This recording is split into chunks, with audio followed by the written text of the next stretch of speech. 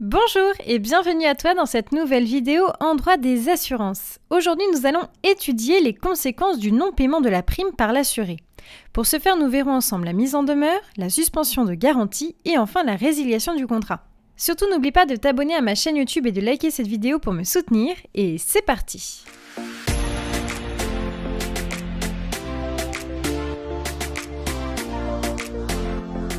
Tout d'abord, la mise en demeure. Dès lors que l'assuré ne paye pas la prime à son assureur, eh bien l'assureur a une procédure spéciale prévue dans le Code des assurances à l'article L 113-3.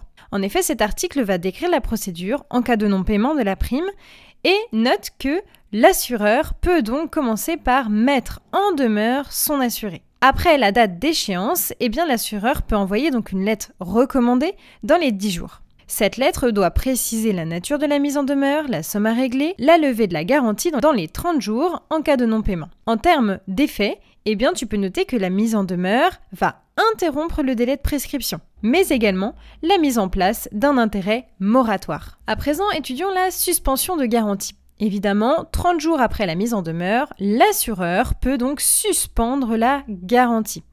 Il y a donc une suspension dite automatique de la garantie.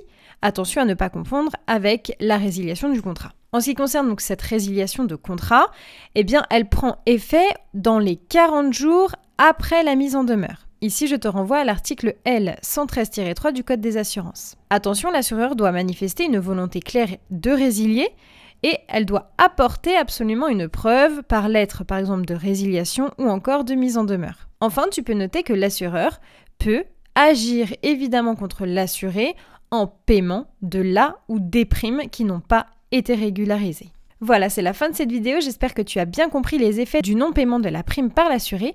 En tout cas, n'hésite pas à t'abonner à ma chaîne YouTube, à liker cette vidéo, mais également à me rejoindre sur mon compte Instagram et TikTok. À bientôt!